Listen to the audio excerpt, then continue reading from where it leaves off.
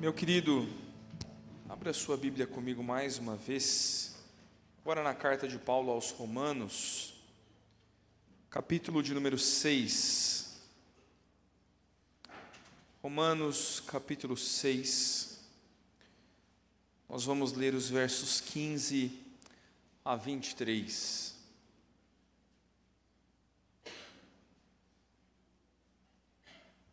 Romanos, capítulo 6, dos versos 15 a 23, eu vou fazer a leitura, peço que você acompanhe comigo. A palavra do Senhor, Romanos 6, de 15 a 23, a palavra diz assim: E daí, havemos de pecar, porque não estamos debaixo da lei, e sim da graça? De modo nenhum. Não sabeis que aquele a quem vos ofereceis como servos para a obediência, desse mesmo a quem obedeceis sois servos, seja do pecado para a morte, ou da obediência para a justiça? Mas, graças a Deus, porque outrora escravos do pecado, contudo viestes a obedecer de coração a forma de doutrina que fostes entregues. E uma vez libertados do pecado, fostes feitos servos da justiça. Falo como homem por causa da fraqueza da vossa carne. Assim como oferecestes os vossos membros para a escravidão da impureza e da maldade para a maldade, assim oferecei agora os vossos membros para servirem à justiça para a santificação. Porque quando éreis escravos do pecado, estáveis isentos em relação à justiça. Naquele tempo, que resultados colhestes? Somente as coisas de que agora vos envergonhais, porque o fim delas é a morte. Agora, porém, libertados do pecado, transformados em servos de Deus, tendes o fruto para a santificação e, por fim, a vida eterna. Porque o salário do pecado é a morte, mas o dom gratuito de Deus é a vida eterna em Cristo Jesus, nosso Senhor. Vamos orar mais uma vez, queridos. Deus de graça e misericórdia, queremos nos achegar ao Senhor neste momento, Pai. Queremos rogar, Deus, para que como o Senhor falou a teu povo no deserto, e como o Senhor tem falado e ensinado o teu povo em todos os tempos, que agora também, Senhor, pela tua palavra sejamos ensinados. Nos ensina o caminho do Senhor, nos ensina a pureza na santidade, nos ensina a viver como justos e íntegros em Cristo, abandonando, Senhor, os rudimentos da lei, a velha vida que não nos cabe, Pai. Oramos, Senhor, porque nós somos incapazes, Pai, de expor a palavra e também de entendê-la.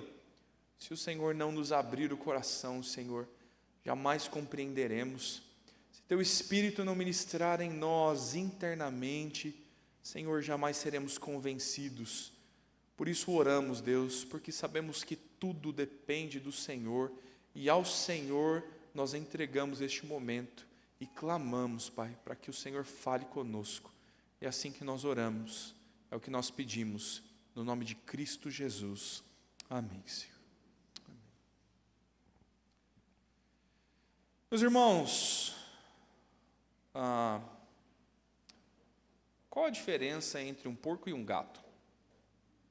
Isso que parece muito piada ruim do Facebook, não é? Nossa, Deus me livre. Preciso orar por criatividade para os meus sermões.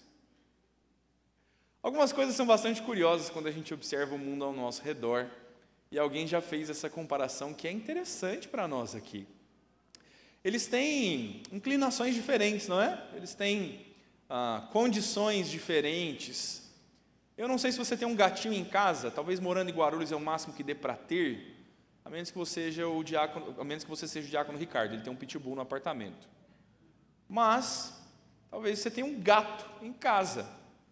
Seu gatinho está sempre limpo, não é? Se a criança derrama um copo de suco e ele pisa em cima, ele vai sentar e lamber a patinha dele até que esteja cristalina.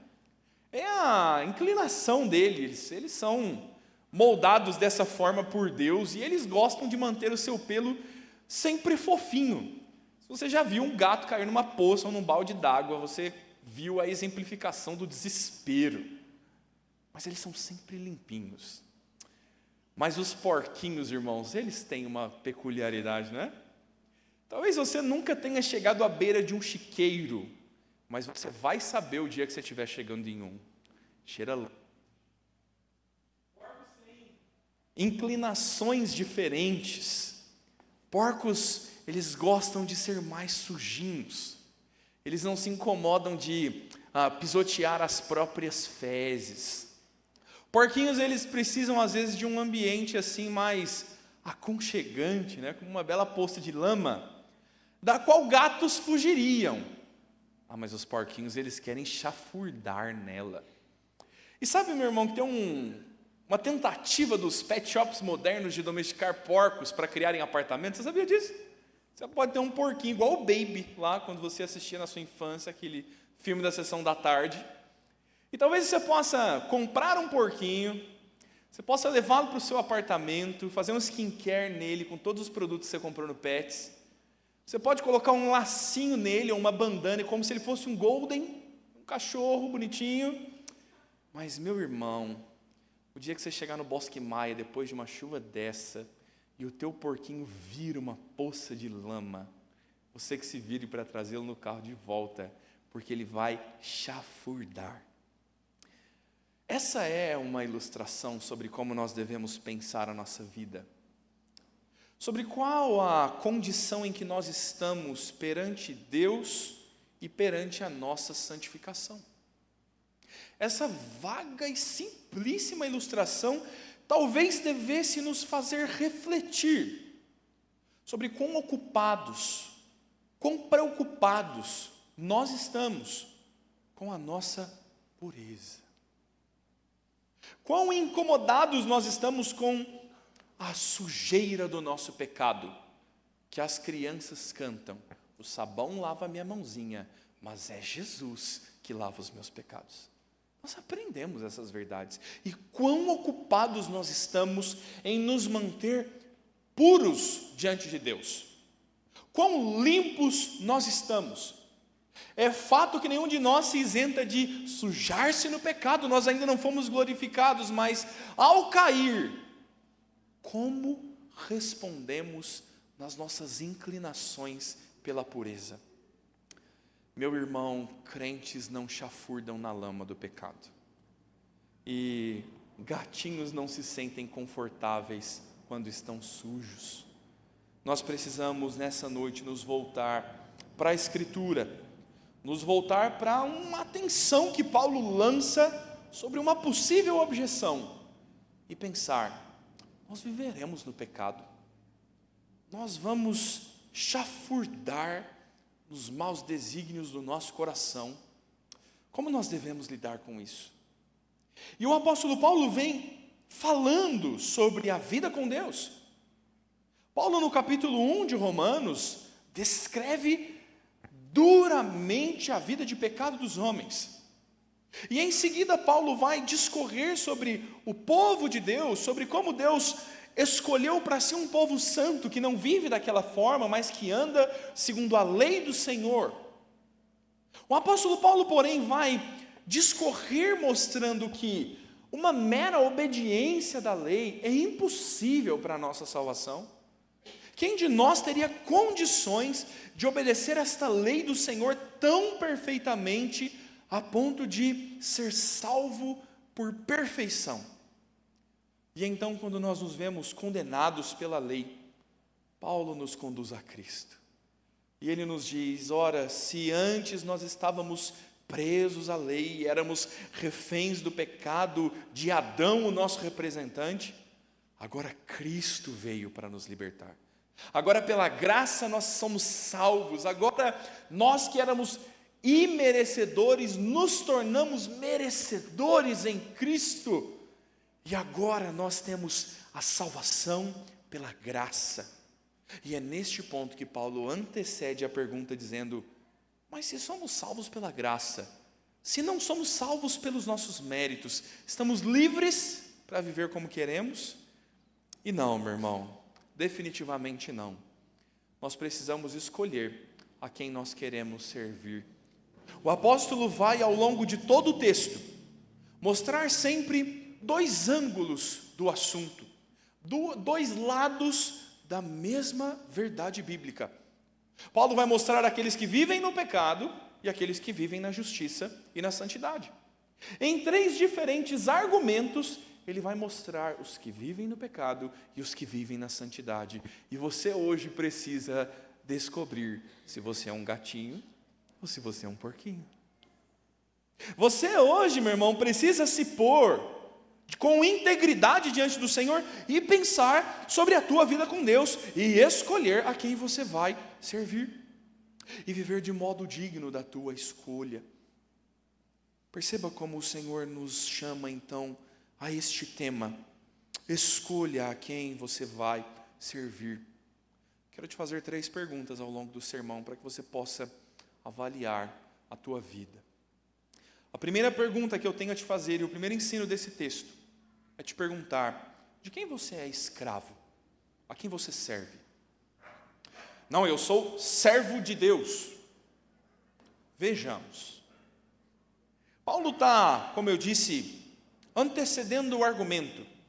É curioso que quando nós estamos discipulando, na primeira apostila do reverendo João Petrecelli, ou classe de catecúmenos, e nós falamos de salvação pela graça, esse é um argumento que sempre acontece. Ora, então se eu sou salvo pela graça, comamos e bebamos, porque amanhã morreremos. Meu irmão, Paulo antecede o argumento, ele diz: nós haveremos de viver no pecado, nós que fomos salvos e não estamos mais nos velhos rudimentos da lei, e sim na graça. O apóstolo diz: de modo nenhum. Qual é a explicação de Paulo para isso? Ele argumenta: vocês não sabem que vocês são servos de alguém? Paulo está dizendo, todos os crentes precisam entender isso, porque crentes e ímpios, todos os homens são servos de alguém, são escravos de algo.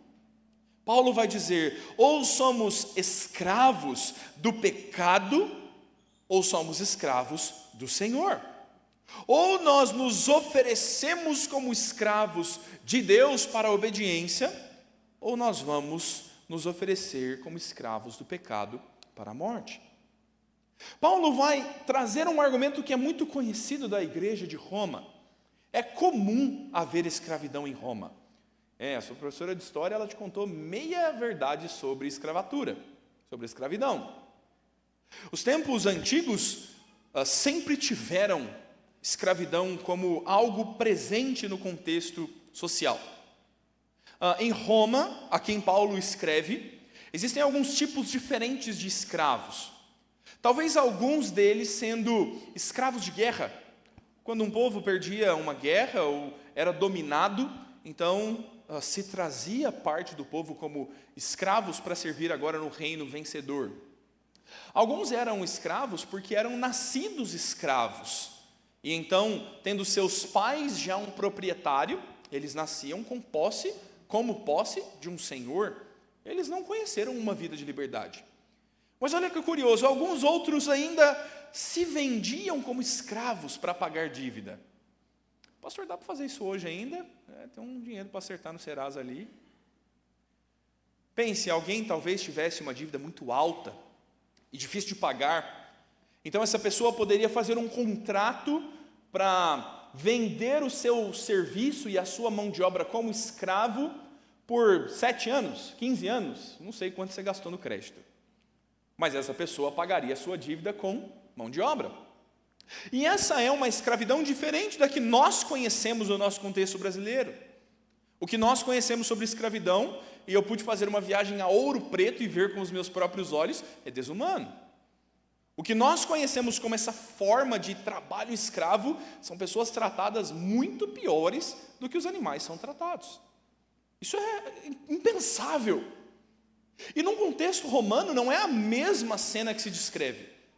Um escravo romano vive como um servo da casa, como alguém que está servindo ao seu senhor, como um bom mordomo, e tendo a diferença de que ele não escolhe o que vai fazer, quando e como vai fazer, mas a sua vontade, o seu serviço, a sua disposição é integralmente ao seu Senhor.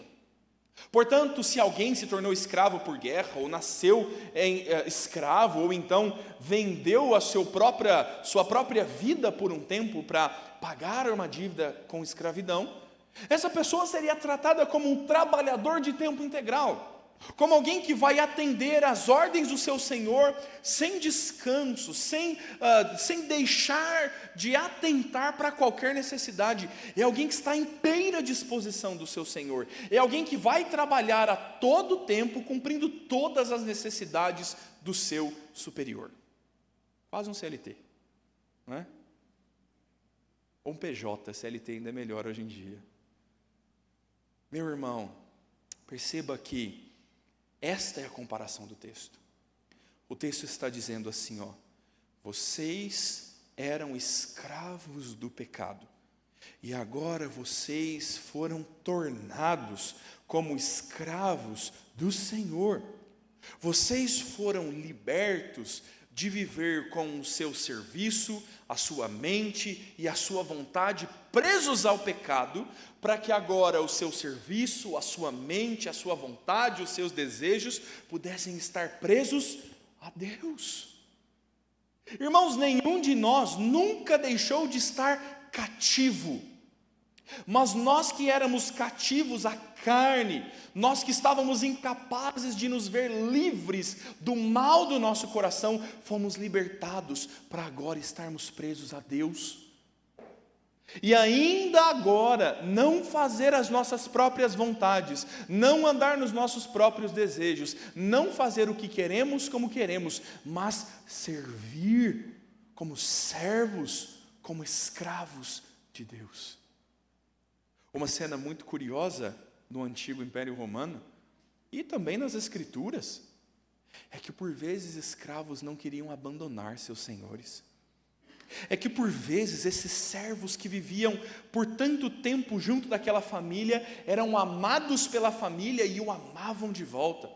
Servos que amavam seus senhores e servindo e trabalhando junto deles, mesmo sendo forros, mesmo sendo livres, ainda decidiam continuar servindo a seus senhores e vivendo naquela família e naquele contexto em que eles se aliançaram.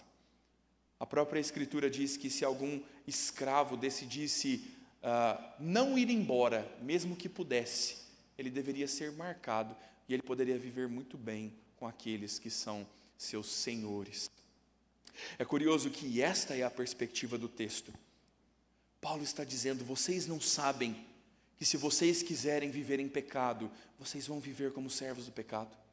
Vocês vão chafurdar nessa lama. E a consequência deste pecado será a morte sobre vocês. E Paulo está chamando os irmãos para pensar, mas a graça de Deus tem planos diferentes para aqueles que vão ser libertos da escravidão do pecado.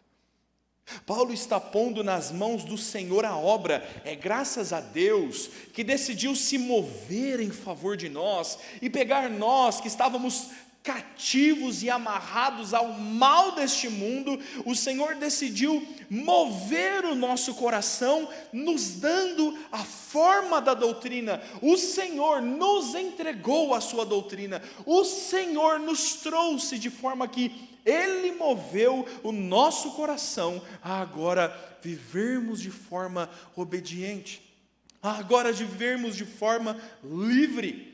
Não uma liberdade para fazer os nossos próprios desejos, não uma liberdade para servir ao nosso próprio ego, mas uma liberdade para ser servo da justiça. O Senhor nos libertou do pecado para agora viver em serviço dEle. Meu irmão, à luz deste texto, você precisa pensar sobre quem é Senhor sobre a tua vida. O Senhor Jesus nos ensina que não se pode servir a dois senhores. Se um servo é alguém que nega a si mesmo para servir a seu Senhor, como ele poderia servir dividido? E assim a vida cristã nos põe em xeque neste texto, porque Paulo está dizendo: se você ainda pensa em continuar vivendo no pecado, mesmo depois de ser livre pela graça, não é assim que gatinhos vivem. Não é assim que crentes vivem. Nós precisamos pensar, porque afinal, hoje você já é escravo. Eu não estou lhe tornando. Ou você é servo de Deus, ou você é servo da sua carne, e faz as vontades pecaminosas do teu coração. Você já é. Eu estou te chamando a entender quem você é.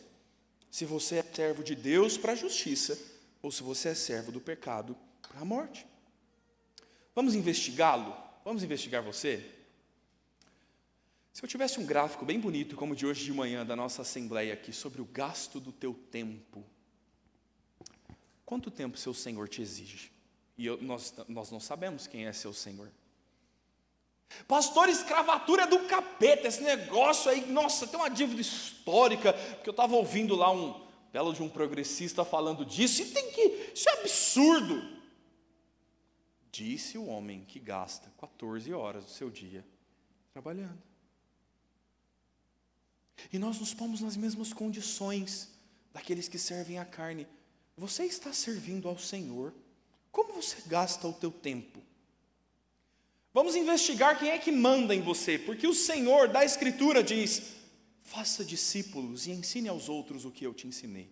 Qual foi a última vez que você quis e você tentou testemunhar sobre Jesus como o alvejante da alma, aquele que limpa o coração para alguém? Quando você tentou falar disso para alguém? Eu não queria que você pensasse sobre quando você converteu uma pessoa e trouxe um novo membro à igreja, mas quando no teu coração houve a disposição de dizer: essa pessoa está indo para o inferno e ela está vivendo presa ao pecado, eu preciso falar de Cristo para esse cara. Eu vou falar. Quando foi a última vez que isso te aconteceu? Porque o Senhor da Escritura ordena que faça, mas e o Senhor do teu coração?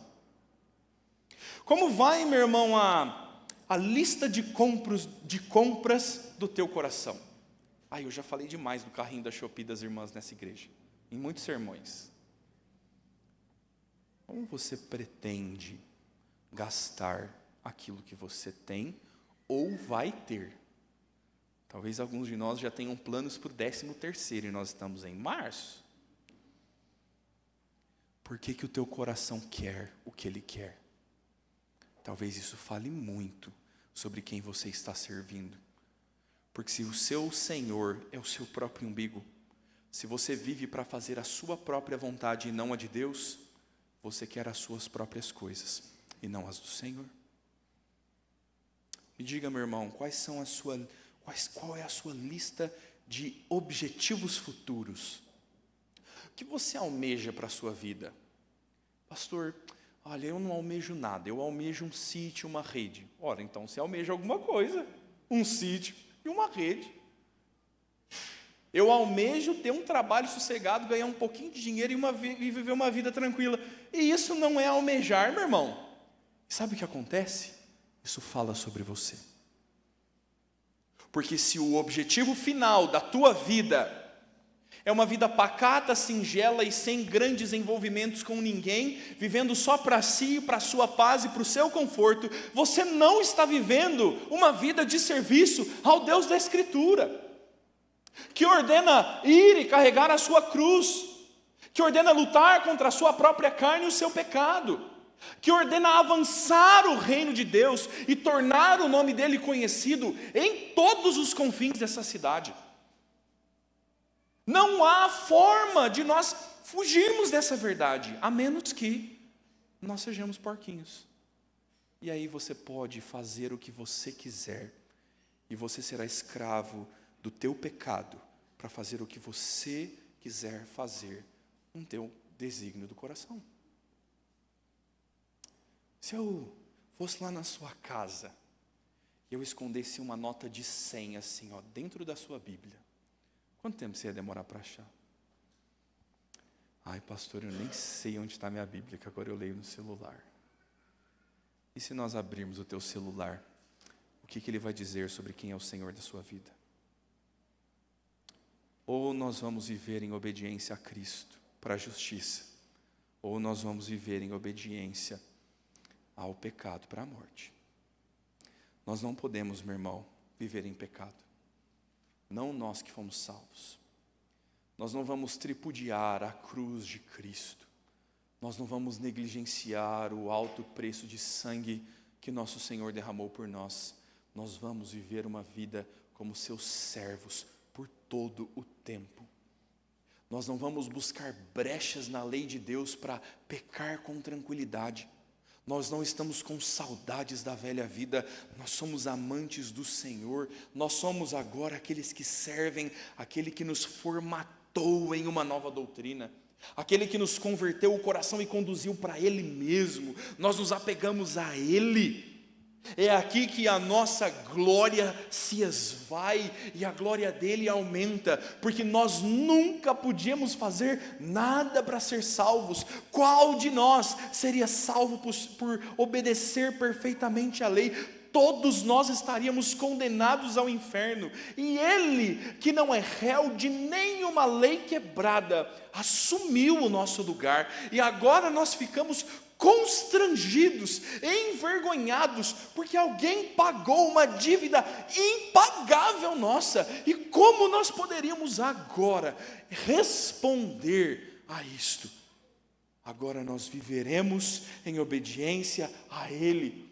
Agora nós confiaremos que a suficiência para vencer o pecado vem dEle, porque é Ele que move os nossos corações, é a graça dEle que nos alcançou, e nós agora exercitamos a obediência, porque Ele nos amou. Nós agora resistimos às poças de sujeira, porque o Senhor, meu irmão, faz coisas tão assustadoras quanto transformar porquinhos em gatinhos. A graça do Senhor nos alcança dessa forma, a nos revestir de um novo homem, a deixar as velhas coisas e nos apegar ao Senhor, e responder ao seu grande amor vivendo nele. E isso nos leva ao segundo ensino do texto. A segunda pergunta que eu tenho que te fazer: se você deve entender quem é o seu Senhor, a quem você serve integralmente, você deve também perguntar agora: a quem você oferece a sua vida? Como a sua vida é ofertada? Perceba que Paulo, do verso 19 em seguinte, diz: falo como homem, por causa da fraqueza da vossa carne. Paulo está sendo o mais claro possível. Ele diz: assim como vocês antes ofereceram seus membros para escravidão, impureza e maldade, agora vocês devem oferecer vossos membros para servirem à justiça, para a santificação. Quando Paulo está se referindo aos membros, ele está falando das partes da nossa vida e do nosso corpo. Tantas vezes da nossa vida física mesmo, mas Paulo também está pensando na nossa vida intelectual. Quando nós pensamos no ser humano como ele é físico e ele também é imaterial. A Escritura diz que nós temos um coração, uma alma vivente. Há em nós atos físicos, visíveis, e há também em nós desejos internos, vontades, consciência, pensamentos, sobre os quais a jurisdição do Senhor nosso Deus também atende. Por isso no Sermão do Monte dizer: não só aquele que vai dormir com a mulher adúltera, mas aquele que olha com intenção, ambos pecam. O apóstolo Paulo está mostrando isso. Como você vivia em pecado antes? Como as suas mãos se punham no pecado? Como você apressava os seus pés para pecar? Como o teu intelecto pecava antes? Em maus pensamentos. Como é que este pequeno órgão, como chama Tiago, a nossa língua, pecava antes? Como um pequeno leme que dirige um grande navio. O apóstolo está dizendo: todas as coisas que nós usamos para pecar antes, nós devemos igualmente usar para servir a Deus agora. E se você precisa decidir a quem você vai servir, a pergunta é: então a quem você vai oferecer? A tua mão, os teus olhos, a tua língua, o teu pensamento, as tuas vontades, a quem você oferece? É a este que você vai ser escravo. E é muito boa agora a ilustração do apóstolo Paulo. É aqui que nós precisamos começar a pensar onde nós queremos chegar. Porque Paulo diz, ou nós vamos oferecer isso para maldade, ou nós vamos oferecer para justiça e santificação. E meu irmão, uma coisa que este mundo sabe fazer é pecar. Às vezes a gente se torna até curioso. Um professor nosso do seminário, Gilmar teve aula com ele, reverendo Márcio Alonso. O reverendo Márcio Alonso dizia assim, rapaz, crente tem uma criatividade para pecar. Imagine o ímpio. Irmãos, tem hora que a gente acha que não dá para piorar e de repente você fala, olha, tempos de renovação, pioraram, né? Os crentes presbiterianos dos anos 80, eles lutavam para guitarra não entrar na igreja, meu irmão. Bons tempos quando era só o rock do capeta, né? Hoje a gente tem que lidar com outros ritmos tão piores, né? Meu irmão, o que eu quero que você pense nisso?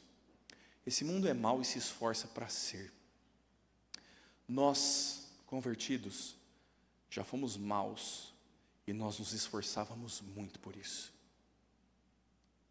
Como é que agora, tal como nós nos oferecemos em todos os nossos membros, em todas as partes da nossa vida, nos oferecemos ao pecado, como agora nós nos ofereceremos a Deus? Sabe o que me leva a pensar? Pessoas escravas de demônios passam madrugadas fazendo oferendas em encruzilhadas. E nós não viemos à igreja porque está chovendo. Nós nos orgulhamos de como éramos resistentes para jogar 6 partidas de futebol por dia num domingo, quando não éramos crentes. Nós nos vangloriamos das vezes em que nós fizemos bagunça na adolescência com os nossos amigos e descemos para a praia de madrugada dirigindo com os jovens da nossa juventude. Como nós tínhamos fôlego para pular bloquinhos de carnaval e nós não atendemos a uma reunião de oração para o campo missionário no dia do Senhor às 9 da manhã. Escravos de Mamon, meu irmão, como a Escritura chama o Deus do dinheiro, não que ele seja personificado, mas aqueles que têm o seu coração apegado a pecados assim, eles despendem 10, 12, 15 horas por dia em trabalho, para amontoar dinheiro, ou talvez para ter um pouco de reconhecimento, ou se não por nenhum desses dois, talvez para ter segurança e dar uma boa vida para os filhos. Mas tal como se oferecem para o pecado e para buscar os maus desígnios do coração, não se oferecem a Deus. E essa é a razão pela qual alguns de nós nunca pisaram num grupo de semana no dia dos grupos dos lares, dia de semana. Não quero acusar você que não está. Eu quero acusar você que está injustamente, que não está injustamente. Você não pode estar, meu irmão. A tua tarefa é ser fiel ao Senhor. E você não deve prestar contas a pastor nem conselho nenhum, não. Você presta contas a Deus, sobretudo. Mas se você tem servido e se desempenhado mesmo em tantas outras áreas e abandonado a tua vida com Deus, você deveria repensar a quem você está oferecendo os membros do teu corpo. Alguns, meu irmão, são mesmo escravos de si. Vão passar noites usando drogas. Vão se empreitar mesmo em luxúria e sexualidade. Este mundo é mau. E quantas vezes nós nos lançamos nessas coisas? Quantas madrugadas muitos de nós passaram em pecado? E como diz o Senhor Jesus, nem mesmo puderam vigiar comigo uma noite. É o que o Senhor Jesus diz no Getsêmani aos seus discípulos enquanto dormiam. E talvez o sono nos consuma e a disposição que tínhamos para pecar, não temos para servir a Deus. É sobre isso que Paulo está falando. Sobre homens que estão condenados ao inferno, réprobos, maus, insensíveis, homens terríveis nesse mundo tenebroso, que talvez socorram os seus amigos com mais facilidade do que os crentes socorrem seus amigos. Nós éramos ávidos para tomar uma na sexta-feira à noite, e nós somos lentos para orar uns pelos outros. É sobre isso que Paulo está falando. Sobre esses pecados que são silenciosos, cautelosos e secretos. Mas Paulo diz: se vocês vão se oferecer a Deus, é para justiça e santificação. Ou seja, se você não se oferecer a Deus, você não andará em justiça e santificação. Meu irmão, empenhe-se nisso. Quando Paulo neste texto fala sobre oferecer-se a Deus, Paulo está dizendo algo semelhante a tornar disponível, estar à disposição. Tal como pôr uma coisa à mão de alguém. Eu posso dispor meu telefone a você? Use quando quiser. Está disposto a você. Está ao alcance da sua mão. Paulo está dizendo: ou vocês vão se oferecer ao pecado e estar ao alcance do pecado e viver em pecado, ou vocês vão se oferecer a Deus, estar ao alcance de Deus e ser usados por Deus. Você está ao alcance de Deus, meu irmão? Ou você está muito ocupado na escravidão dos seus próprios desejos? Julgue no teu coração, meu irmão. Por fim, o terceiro ensino desse texto nos leva ao verso 20. E é uma terceira pergunta. Não só de quem somos servos, escravos, não só a quem dispomos e ofertamos a nossa vida e deixamos a nossa vida ao alcance, mas também quais são os nossos resultados. Quais são os frutos dos teus esforços? Aonde você conseguiu chegar com as tuas decisões, com a tua disposição, com o teu serviço ao pecado ou a Deus? Quais são os resultados e os frutos disso? Paulo diz: quando vocês eram escravos do pecado, vocês estavam isentos em relação à justiça. E ele diz: naquele tempo em que vocês viviam assim, quais são os resultados que vocês escolheram? Ao viver desprendidos da justiça, ao viver como melhor vem à sua mente, ao fazer o que mais agrada ao seu coração, que resultado você alcançou? Paulo diz aos romanos: quando vocês viviam debaixo da lei, o que a lei deu para vocês? Que resultados vocês puderam alcançar quando viviam daquela velha forma? Quais foram os frutos disso? Ele diz: somente as coisas que agora vocês se envergonham, porque o fim delas é a morte.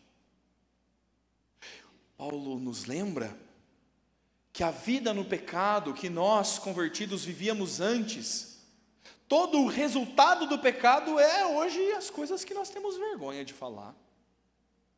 Meu irmão, lembrei de uma história aqui que se eu contasse no púlpito eu ia embora dessa igreja, de vergonha, e nunca mais pisava aqui. Nossos pecados no mínimo nos envergonham quando nós nos lembramos de como nós os cometíamos no passado. Paulo diz no verso 22, agora, porém, há uma nova vida agora, libertados do pecado, transformados em servos de Deus, tendes o vosso fruto para a santificação, e por fim, a vida eterna. Se a velha vida, se a vida em pecado resulta em vergonha e morte, Paulo diz: a nova vida, quando Deus vos transformou agora em crentes fiéis, amados, quando o Senhor resgatou vocês do pecado, a nova vida que o Senhor trouxe vocês a viver, agora é uma vida que não produz vergonha, que não produz morte, mas que traz um fruto de vida eterna. eterna. Esta é uma vida duradoura, abundante. E o desfecho de Paulo, mais uma vez equilibrando dois lados, é dizer: porque o salário do pecado é a morte, mas o dom gratuito de Deus é a vida eterna em Cristo Jesus. Ou nós resultaremos em morte, ou nós resultaremos em vida. Ou nós seremos escravos do pecado para a morte, ou nós seremos servos de Deus em obediência para a justiça, santificação e vida eterna. Você precisa escolher um desses caminhos. Você precisa se decidir se vai continuar a chafurdar na lama ou se é tempo de se lavar no sangue de Cristo, que nos faz mais alvo do que a neve. A exposição de Paulo, meu irmão, é nos chamar a questionar se nós precisamos de mudanças. É nos chamar a de fato refletir aonde nós estamos chegando com essas coisas. E se fosse uma EBD eu ia te dar 5 minutos. Mas este é um culto público e eu vou anunciar para que você possa refletir sobre a tua vida. E algumas coisas que me fazem considerar a minha. Uma delas bem curiosa que eu estou por fazer amanhã. Como você aproveita o teu dia de folga? Como você deposita esperança nisso? E que isso de alguma forma te faça alguém mais feliz, alegre, satisfeito, tranquilo? Quais são as esperanças e engajamentos do teu coração? Porque talvez você esteja procurando no lugar errado. E talvez você esteja negligenciando o Senhor. E o que você consiga vivendo um dia de folga para o seu bel prazer, seja no máximo um cansaço físico resolvido. E você vai voltar a trabalhar no dia seguinte com um coração pesado, porque você não passou tempo com o Senhor. Me deixe nisso te falar sobre algo curioso. E te relembrar que domingo é o dia da congregação dos santos, que no princípio criou Deus os céus e a terra, e em 6 dias fez toda a sua obra, e no 7º, o Senhor nosso Deus descansou, para que nós aprendêssemos com Ele, que o dia do Senhor é dia de descanso e celebração. Celebrar o Corinthians. Ah, porquinhos, não, esses são os palmeirenses, né? Nós deveríamos nos juntar em celebração ao Senhor nos domingos. Meu irmão, me deixe dizer pela 50ª vez, e eu só estou aqui no 4º ano de pastorado, é muitas vezes a mesma frase. Você vai chegar ao fim de um domingo, cansado, desesperançoso, porque você esperava que assistir o futebol te descansasse, que dormir até às 10 te descansasse, que comer a comida gorda que foge da dieta te fizesse alguém mais feliz, e nada disso fez, e amanhã você tem uma segunda-feira pela frente, porque você está ocupado em fazer as coisas do seu jeito, e você não está ouvindo o Senhor dizer que o descanso da tua alma está na comunhão dos santos e no aprendizado da palavra. E me deixe perguntar a mesma pergunta do apóstolo Paulo: você está fazendo as coisas do jeito que você quer, que resultados você teve? Que resultados você teve, meu irmão, quando você procurou desesperadamente por satisfação, trabalhando, cuidando dos teus filhos, e todas essas coisas foram ingratas com você? Que resultado você teve quando você se lançou a procurar prazer e comeu até o fundo do pote e gastou o dinheiro que não tinha, crendo que talvez um pouco mais bela você fosse mais feliz? Quando você se pôs diante de uma faca numa mesa de cirurgia, acreditando que é o teu buchinho o responsável pela tua tristeza. Irmãos, com tristeza conheci e vi uma jovem senhora morrer e definhar doente, porque fez uma cirurgia indevida, de uma forma indevida, atendendo a um ídolo do coração. Não quero pôr medo em você, meu irmão. Faz lá a bariátrica, faz uma cirurgia plástica para a glória do Senhor e o bem do teu casamento, se é isso que lhe atende. Mas que resultado você alcançou buscando o que você mesmo quer buscar? Aonde você chegou procurando segurança para o teu coração? Você mora num apartamento com 2 portarias, né? Conseguiu finalmente comprar um carro blindado. Ó que glória! Graças a Deus. E o que você vai fazer no caminho da porta para o apartamento, hein? E como é que você vai comprar no mercado? Pastor, eu peço no iFood, eles entregam lá em casa. E o avião que vai cair no seu prédio essa semana, como é que você vai se manter seguro? Deixa Deus te pegar, meu irmão. Deixa Deus te pegar. Nós buscamos os nossos próprios meios, e os seus próprios meios te levaram a lugar nenhum. A lugar nenhum. Paulo está dizendo: o que vocês têm como frutos para apresentar hoje dos seus pecados? Morte. E eu queria te levar a pensar sobre a morte nisso. A Escritura está nos dizendo que o trabalhador é digno do teu salário. Hoje é 23. Está chegando, hein? Semaninha aí, meu irmão. Aguenta aí, Nubank. Segura aí, Santander, meu limite. Você aceitaria não ser pago? Não, só o pastor que não pode, porque é a obra do Senhor, né, irmão? Se a igreja não me pagar, tem que continuar fazendo, porque é dos santos. Mas se no teu trabalho, no final do mês, teu chefe te dissesse assim: rapaz, você foi muito bem, não atrasou um dia esse mês.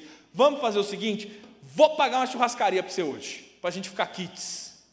Como você comeria essa picanha, meu irmão? Alegre? Você vai falar assim: filho, o único comunicado que eu quero é na mensagem do Pix, dinheiro na conta, porque eu trabalhei, nós tínhamos um acordo, e o que é meu, certo? Quem discordar, faz o Pix na conta da igreja, que o tesoureiro vai ficar feliz. Nós vamos construir mais uma igreja em Guarulhos com o teu Pix, com o teu salário, que você abriu mão.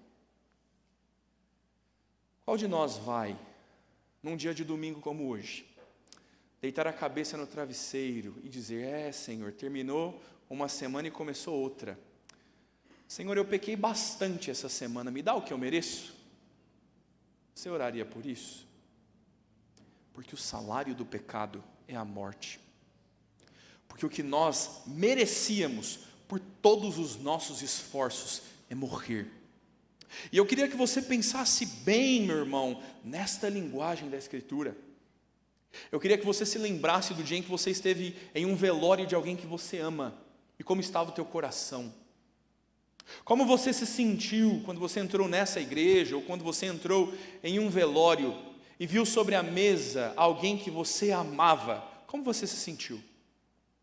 Como você se sente andando entre lápides de um cemitério? E quando, às vezes numa tarde cinzenta, a gente precisa ir a um cemitério e caminha em silêncio para sepultar mais alguém que nós amamos, olhando túmulos no chão e pensando: tem velhos e crianças debaixo da terra. Aqui bem debaixo de onde eu estou, tem os restos de alguém se decompondo e cheirando mal. Como você pensa quando você pensa em morte? Você entende, meu irmão, que isso é o fim do seu pecado? Você entende que viver a vida do seu jeito e a sua moda vai te dar um fruto, que é este? Irmãos, o cemitério da Vila Rio, em toda a sua tristeza, não chega aos pés do que é a eternidade sem Cristo, na condenação do inferno. O caminho do pecado é um caminho de morte, meu irmão. E talvez você pense: estou vivendo longe do pecado, pastor. Quem é o seu Senhor? A quem você tem ofertado a sua vida? Como é que anda a tua boa resposta a essas perguntas? Meu irmão, pela graça do Senhor, nós não permaneceremos em pecado.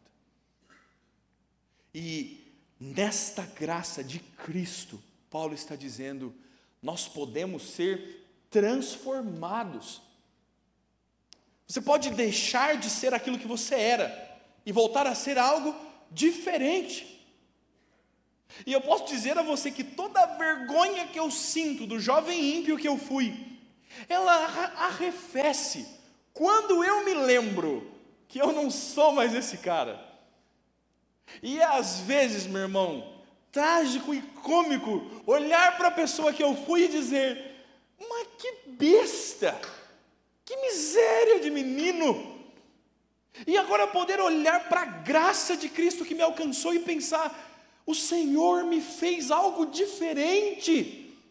E estes pecados que antes me aprisionavam, agora eles já não estão sobre mim, agora eu posso servir a Deus.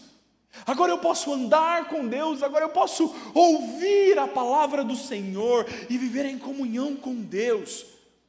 Se eu antes estava caminhando em uma marcha certa rumo à cova, se antes a única expectativa que eu podia ter é de sofrimento, morte, agora, olha o que Deus fez.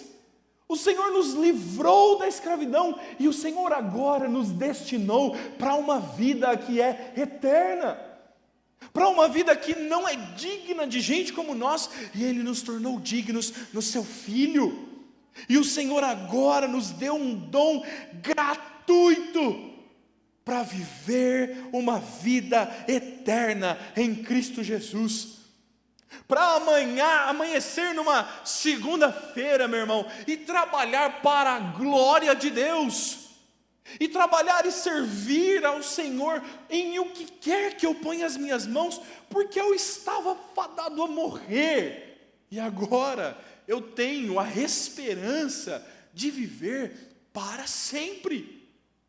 Essa é a mudança que o Senhor Jesus opera nos nossos corações, pegar gente suja, nos lavar dos pés à cabeça, no sangue de Cristo, nos considerar santos, trabalhar em nós para que sejamos cada vez mais apurados, até um dia em que não haverá mais uma mancha sequer em nenhum dos eleitos do Senhor, e se abrirá o seu reino para receber. Vinde benditos de meu Pai, entrai no gozo de seu Senhor. Como é que nós andaríamos cabisbaixos, meu irmão? Como é que nós nos esqueceríamos de Cristo? Por que não viveríamos dias comuns, cheios de uma alegria extraordinária? Porque a vida do Senhor operou sobre a morte dos nossos pecados. Por que nós não nos animaríamos na esperança de uma morte eterna e do findar do pecado sobre nós? Meu irmão, por mais difícil que seja a luta da santificação, se você foi lavado no sangue de Cristo, se você foi liberto da escravidão do pecado no Senhor Jesus, você precisa entender que você vai ser santo, que o Senhor vai torná-lo santo, que o Senhor vai purificar a tua vida e o teu coração, porque nós somos servos de Deus e temos o fruto da santificação. E nos nossos corações já não haverá mais resquícios dos nossos olhares maldosos, dos nossos maus pensamentos, das cobiças do nosso coração. E nas nossas mãos já não terão mais o sangue que outrora já foram manchadas pelo nosso próprio pecado. E nós estaremos com Cristo, puros e perdoados, porque essa obra é dele. Mas entenda, Deus vai te esfregar. Deus vai te pegar, meu irmão. E Deus vai derrubar um avião no teu prédio. Pois eu vou ficar famosinho no YouTube se cair um avião essa semana, hein? Pastor revela. Talvez Deus vá te tirar o teu emprego, hein? E vá te pôr bem desconfortável. Talvez o Senhor vá te pôr onde você não quer estar agora. Porque o Senhor vai santificar o teu coração. Porque o trabalho maior de Deus em você não é te promover conforto, é te promover santidade. Você quer andar no próprio caminho do seu coração e colher frutos de morte? Ou você quer oferecer a sua vida ao Senhor e dizer: Deus, me lave, como o Senhor quiser, e receber fruto de santificação e vida eterna. Nós precisamos ser tratados por Deus, e isso é graça dele sobre nós. Meu irmão, se alimente nessa esperança. O Senhor não vai deixar que nenhum de nós permaneça sujo como está. Eu gosto muito da ilustração do Paul Washer, que já contei à igreja também. Ele chegando em casa, bem sujo de um dia brincando na fazenda, e dizendo: mãe, hoje eu não vou tomar banho. E a mãe dele dizendo: não, mas você vai ficar limpo. Agora a decisão é sua. Você vai se esfregar ou você vai deixar que eu te esfregue? Crentes vão ficar limpos, meu irmão. Crentes vão ser santificados.